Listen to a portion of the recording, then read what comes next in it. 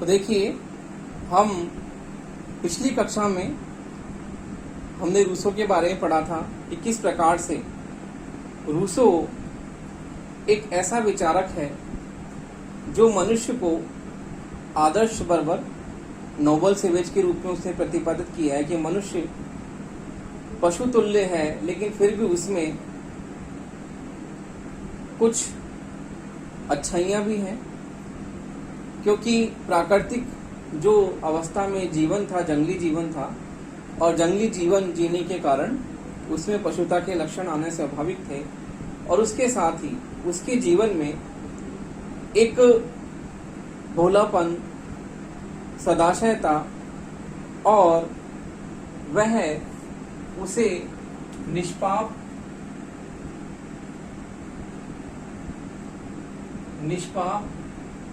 तथा सदाशयता से युक्त मानता है कि व्यक्ति अर्थात रूसो सामाजिक समझौते के सिद्धांत में मानव स्वभाव के बारे में बताता कि मानव स्वभाव अपने स्वभाव से अच्छा है, अर्थात मानव स्वभाव के अच्छे पक्ष को रूसो प्रतिपादित करता है। हॉब्स की तरह वह मानव के केवल गलत पक्ष अर्थात उसके बुरे पक्ष को ही नहीं अपने समझौते में शामिल करता, वह मनुष्य के अच्छे स्वभाव को, अच्छे पक्ष को मानता कि मनुष्य भोला है, निष्पाप है, सदाशयता से युक्त है। इस प्रकार से जो रूसो है वह रूसो मनुष्य को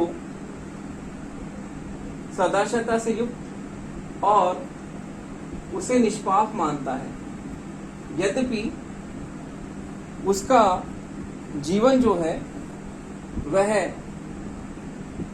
एक नोबल सेवेज की तरह है, आदर्श बर्बर, अर्थात जंगली जीवन जीने के कारण उसके जीने में पशुता के गुण के साथ साथ वो स्वभाव से अच्छा है, नैतिकता से युक्त है। रूसो बताता है कि मनुष्य अच्छा है, भोला है, निष्पाप है तथा सदाशयता से युक्त है। इस प्रकार रूसो का जो मानव स्वभाव है वह हॉब्स के चित्रण से अलग और हमें लॉक के समीप दिखाई देता है कि वह लॉक की तरह ही मनुष्य के अच्छे पक्ष को अपने मानव स्वभाव में शामिल करता है। तो इस प्रकार रूसो मानव के अच्छे पक्ष को अपने चित्रण में प्रस्तुत करता है और ये बताता है कि वह जंगली जीवन जीने के कारण वह आदर्श बर्बर हो जाता है, क्योंकि सभ्यताओं के विकास ने व्यक्ति को प्रकृति से दूर कर दिया है, और प्रकृति से दूर करने के कारण मनुष्य आदर्श बर्बर की तरह उसका जीवन हो गया है, क्योंकि वह प्राकृतिक वातावरण में जिस प्रकार से स्वच्छंद वितरण करता था और प्राकृतिक वस्तुओं का उपभोग वो करता था, उससे भौतिक सभ्यताओं के विकास ने उसे दूर कर दिया, और प्राकृतिक वातावरण से दूर होने के कारण मनुष्य एक आदर्श बर्बर की तरह हो गया है। तो इस प्रकार से रूसो का मानव स्वभाव मनुष्य के अच्छे स्वभाव, उसके भोलेपन की बात करता है। तो इस प्रकार से वह मानव स्वभाव को सद्गुणों से युक्त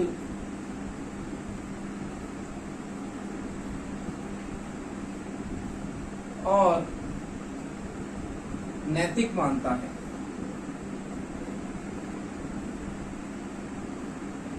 अर्थात मानव स्वभाव सद्गुणों से युक्त है और नैतिक है,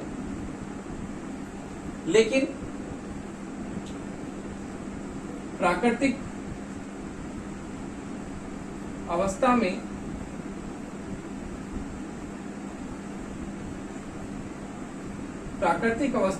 वह भौतिक सभ्यता के कारण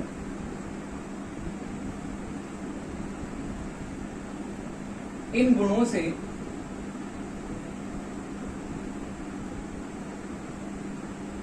दूर हो जाता है। ये बात लॉक ने कही थी कि लॉक सद्गुणों से युक्त और नैतिक मानता है, लेकिन हॉब्स मानव स्वभाव को आदर्श बर्बर मानता है कि ये तो लॉक के चित्रण पर आधारित बात है, लेकिन रूसो जो बात करता है सद्गुणों से युक्त की अपेक्षा वो आदर्श बर्बर पर ज्यादा अपना ध्यान केंद्रित करता है कि मनुष्य का स्वभाव कैसा है, आदर्श बर्बर। अर्थात वो मनुष्य को एक नोबल सेवेज की उपमा देता है कि मनुष्य सद्गुणों से युक्त होने के बावजूद भी क्या है, वो आदर्श बर्बर है। अर्थात उसके जीवन में पशुता के कुछ गुण आ गए हैं, क्योंकि वो प्राकृतिक वातावरण से दूर हो गया है और भौतिक सभ्यता के संपर्क में आने से उसका जीवन आदर्श बर्बर की तरफ हो गया है। इस प्रकार से लॉक मानव स्वभाव को अच्छा, भोला, सदाचार, सत्ययुक्त मानता है, लेकिन वह उसके साथ ही उसे आदर्श बर्बर भी मानता है कि मनुष्य क्या है, एक आदर्श बर्बर है। तो देखिए, मानव स्वभाव के बाद में जो रूसो का सामाजिक समझौता सिद्धांत में हम बात करते हैं प्राकृतिक अवस्था की, कि वो प्राकृतिक अवस्था को किस प्रकार से मानता है।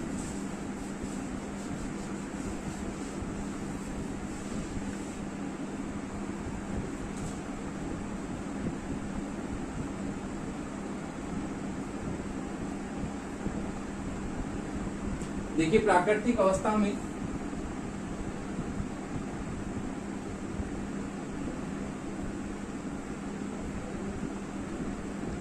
मनुष्य भला असभ्य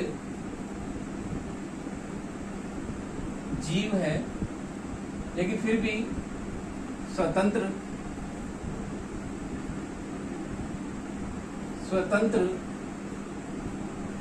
आत्मतुष्ट व निर्भयी है।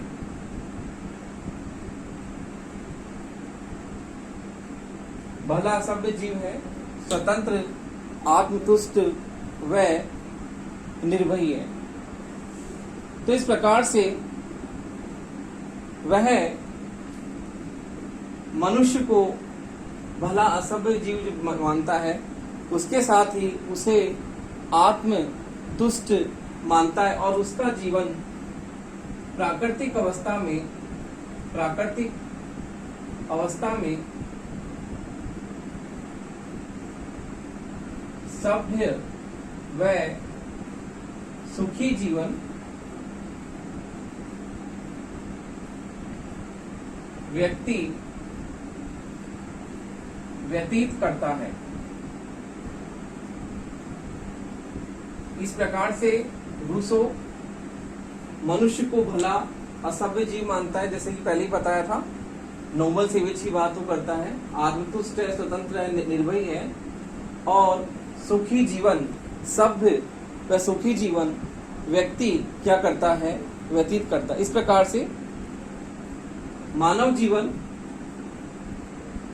पशुओं की भांति असभ्य भी है, लेकिन असभ्य के साथ साथ में प्राकृतिक अवस्था हमें रूसो की लॉक के समीप दिखती है, क्योंकि हॉब्स की प्राकृतिक अवस्था में मार काट और लूटपाट की स्थिति थी। व्यक्ति किस प्रकार से एक दूसरे के खून का प्यासा था, क्योंकि उस अवस्था में अराजकता, अशांति व्याप्त थी, जबकि रूसो के चित्रण में ऐसा नहीं है। रूसो में व्यक्ति संतुष्ट व अपना सभ्य और सुखी जीवन व्यतीत करता है। इस प्रकार से रूसो भी लॉक की तरह ही प्राकृतिक अवस्था को सही मानता है और प्राकृतिक अवस्था में व्यक्ति सभ्य व सुखी जीवन व्यतीत करता है, क्योंकि व्यक्ति के अच्छे पक्ष को अर्थात मानव स्वभाव में अच्छे पक्ष को रूसो चित्रित करता है और उसी आधार पर प्राकृतिक अवस्था को भी क्या मानता है, वो सुखी, सभ्य व आत्मसंतुष्ट मानता है। तो इस प्रकार से रूसो का चित्रण हमें प्राकृतिक अवस्था का लॉक के समीप ही लेकर जाता है। अर्थात प्राकृतिक अवस्था में व्यक्ति अपना सुखी जीवन व्यतीत करता है, लेकिन इसके बाद में प्राकृतिक अवस्था में जो व्यक्तिगत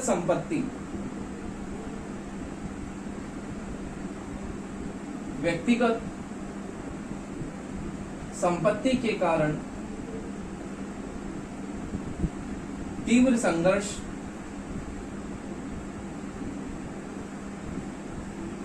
होने लगे और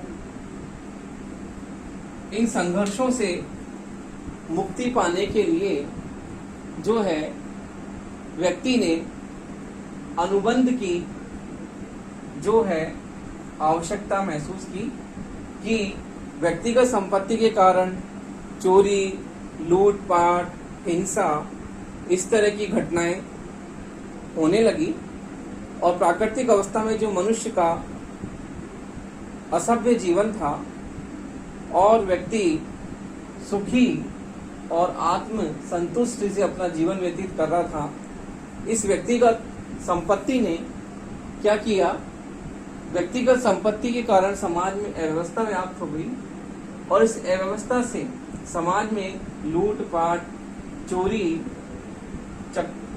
डकैती और इस प्रकार से तीव्र संघर्ष की स्थिति समाज में व्याप्त होने लगी। तो इस स्थिति से मुक्ति पाने के लिए व्यक्ति ने क्या किया, सामाजिक समझौता किया कि हम सभी हमारे सभी अधिकार इसको समर्पित करते हैं और अपने प्राणों की रक्षा के लिए व्यक्तियों ने क्या किया, एक समझौता किया और उस समझौते की विशेषताएं इस प्रकार है। देखिए समझौता किस प्रकार से होता है और समझौते में क्या क्या चीजें हैं।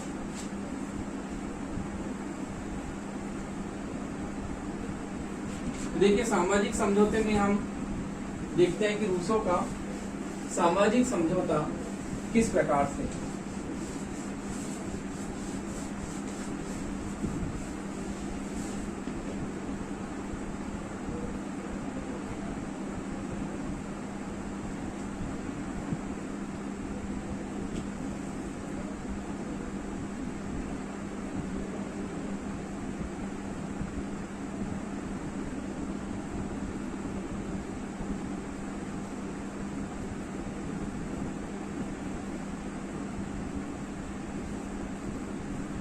देखिए सामाजिक समझौते की क्या क्या विशेषताएं हैं।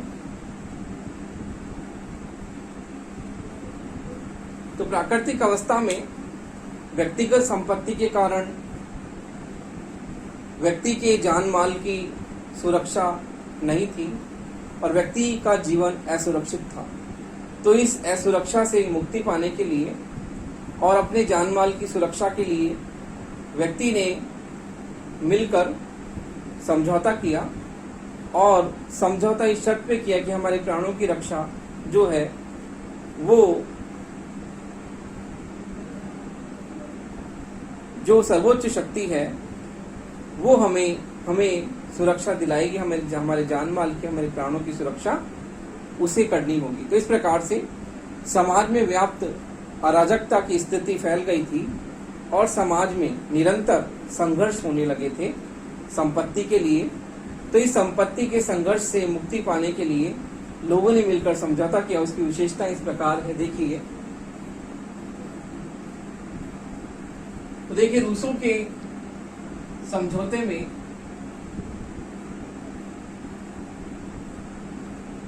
रूसों के समझौते में व्यक्ति के दो रूप दिखाई देते हैं। दो रूप दिखाई देते हैं, एक व्यक्तिगत और दूसरा है सामूहिक।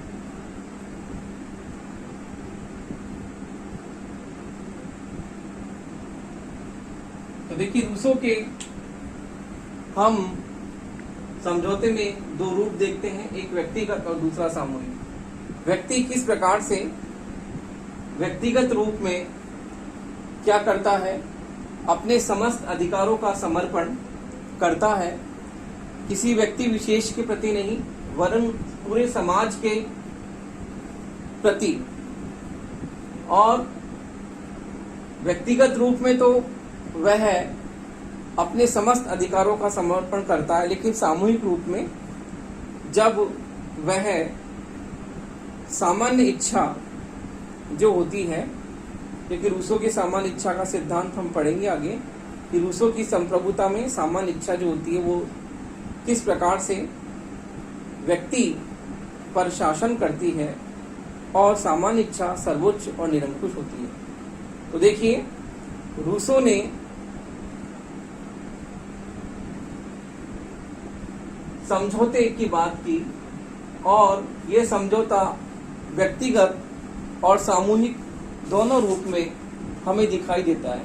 अर्थात व्यक्ति संपूर्ण समाज का सदस्य होता है, लेकिन वह अपने व्यक्तिगत रूप में तो इनका क्या करता है, समर्पण करता है, लेकिन सामूहिक रूप में जब वो समाज का सदस्य हो जाता है तो वापस इन्हें क्या कर लेता है, प्राप्त कर लेता है। दूसरा है, इस समझौते के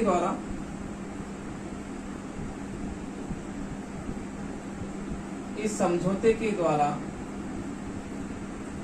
स्वतंत्रता सीमित नहीं होती।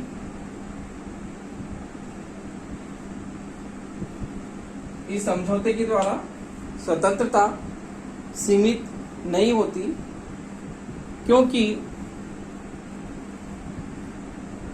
जन कल्याण का कार्य करने के कारण जो सामान्य इच्छा जो है वह व्यक्ति को स्वतंत्रता सुनिश्चित करवाता है। इस प्रकार से रूसो के सामाजिक समझौते सिद्धांत की यह विशेषता है कि स्वतंत्रता सीमित नहीं है। जब सामान्य इच्छा जन कल्याण का कार्य करती है और जन कल्याण का कार्य करने के कारण वह जनहित के कार्य करने के लिए बाध्य होता है, तो व्यक्ति अपनी स्वतंत्रता प्राप्त करता है। इस प्रकार से स्वतंत्रता सीमित नहीं होती है। दूसरे के द्वारा सामान्य इच्छा सभी व्यक्तियों की इच्छाओं का योग है और इसलिए वह सर्वोपरि होती है।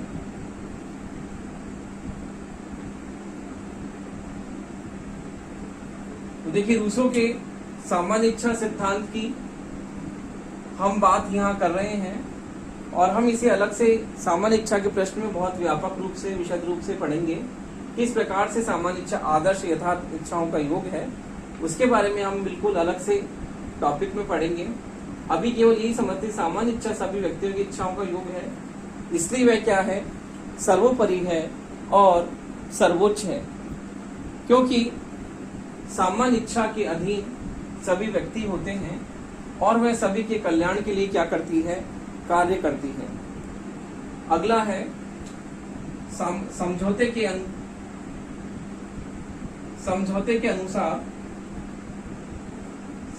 के अनुसार सामान्य इच्छा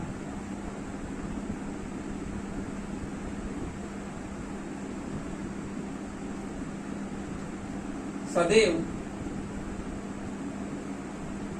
न्याय युक्त होती है। तो देखिए, रूसो ये बात कहता है कि सामान्य इच्छा सभी व्यक्तियों की इच्छाओं का योग है और वो सर्वोपरि है। इसके साथ ही कहता है कि समझौते के अनुसार सामान्य इच्छा सदैव न्याययुक्त होती है, क्योंकि इसमें सभी इच्छाओं का योग होता है और यह जन कल्याण पर आधारित होती है, और जन कल्याण पर आधारित होने के कारण यह सभी व्यक्तियों में क्या करती है, न्याय करती है। इस प्रकार से सामान्य इच्छा सदैव क्या होती है? न्याय युक्त होती है। फिर है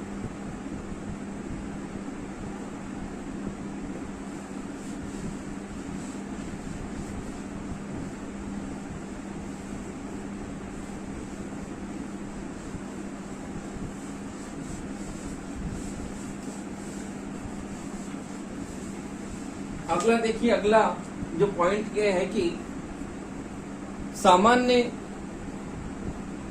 इच्छा जो होती है वह सर्वोच्च है, और ये जो सामाजिक समझौता जो है,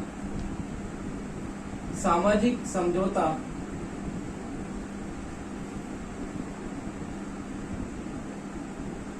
व्यक्तियों की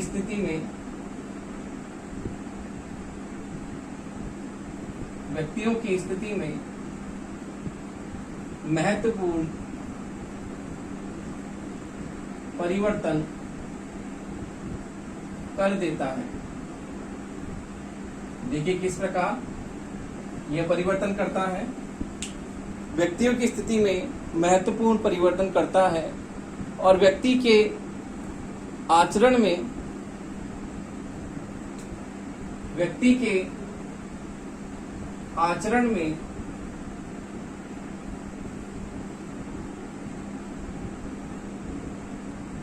परिवर्तन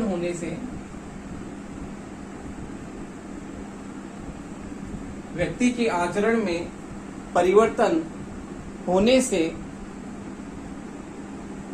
उसमें नैतिक शक्तियों का समावेश हो जाता है। अर्थात यह सामान्य इच्छा जो होती है वह व्यक्तियों की स्थिति में परिवर्तन करती है। किस प्रकार से सामान्य इच्छा आदर्श और यथार्थ इच्छाओं का सम्मिश्रण होती है, उनका योग होती है, और यह व्यक्ति की स्थिति में महत्वपूर्ण परिवर्तन करती है और उसमें आचरण में परिवर्तन होने से व्यक्ति में नैतिक शक्तियों का समावेश हो जाता है। और इस प्रकार रूसो के समझौते से व्यक्ति जो है नैतिक शक्तियों से युक्त हो जाता है। अर्थात सामान्य इच्छा के अधीन रहकर व्यक्ति में नैतिक परिवर्तन आ जाता है और नैतिक शक्तियों के समावेश के कारण वह हमेशा न्याययुक्त व्यवहार करता है। तो इस प्रकार सामाजिक समझौते सिद्धांत के द्वारा वह ये बताता है कि रूसो केवल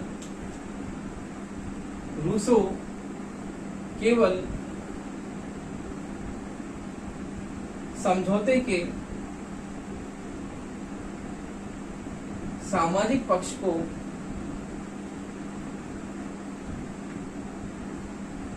मानता है, राजनीतिक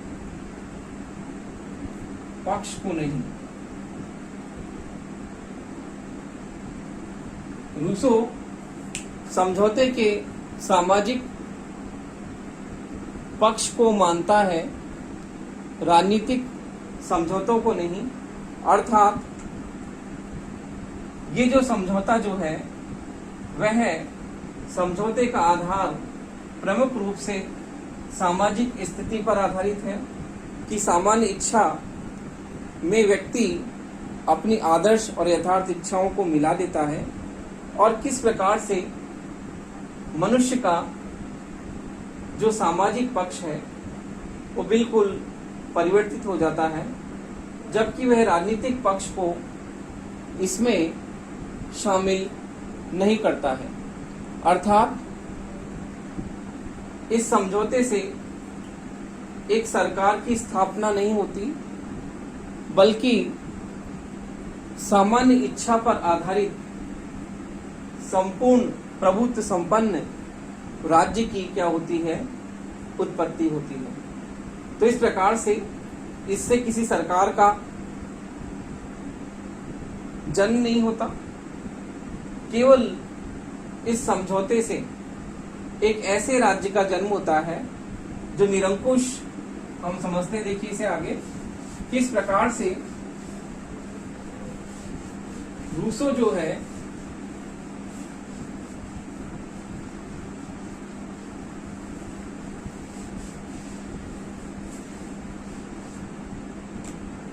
रूसो के समझौते से सरकार रूसो के समझौते से सरकार का जन्म नहीं होता, बल्कि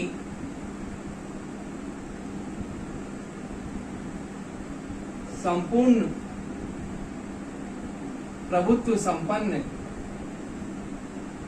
निरंकुश राज्य, संपूर्ण प्रभुत्व संपन्न निरंकुश राज्य का जन्म होता है। अर्थात रूसो की सामान्य इच्छा की अवधारणा है, वह किसी सरकार को इंगित नहीं करती है, वो राज्य के ऐसे स्वरूप को इंगित करती है जिसमें राज्य संपूर्ण प्रभुत्व संपन्न और कैसा होता है, निरंकुश होता है। तो इस प्रकार रूसो संपूर्ण व सर्वोच्च संप्रभुता के सिद्धांत की बात करता है। देखिए, रूसो ने लोकप्रिय प्रभुसत्ता के सिद्धांत का प्रतिपादन किया है। उसके चिंतन में हमें आदर्शवाद और व्यक्तिवाद का सम्मिश्रण देखने को मिलता है और उसके सिद्धांतों में लोकतांत्रिक धारणा का भी हमें समावेश पूरी तरह से देखने को मिलता है। तो इस प्रकार से रूसो जो है वह अपने समझौते से संपूर्ण प्रभुत्व संपन्न और निरंकुश राज्य की बात करता है कि उसके सामाजिक समझौते के द्वारा किसी सरकार की स्थापना नहीं होती है और उसके स्थान पर सामान्य इच्छा की स्थापना होती है। और सामान्य इच्छा क्या है? सामान्य इच्छा संपूर्ण प्रभुत्व संपन्न निरंकुश राज्य की परिचायक है, उसकी द्योतक है और ऐसी जो संप्रभुता है, जो निरंकुश है, वो संपूर्ण और सर्वोच्च है। तो इस प्रकार से रूसो के समझौते की प्रमुख जो विशेषता है वह यह है कि रूसो लोकप्रिय प्रभुसत्ता के सिद्धांत का प्रतिपादन करता है और इसके साथ ही वो निरंकुश संप्रभुता के सिद्धांत का प्रतिपादक है, क्योंकि रूसो सामान्य इच्छा को निरंकुश और सर्वोच्च संप्रभुता के रूप में प्रतिपादित करता है। जब हम आगे इसके सामान्य इच्छा के सिद्धांत के बारे में विस्तार से पढ़ेंगे तो आपको बताएंगे किस प्रकार से रूसो सामान्य इच्छा को असीमित, अमर्यादित और निरंकुश शक्तियों से पूर्णतः उसे युक्त मानता है।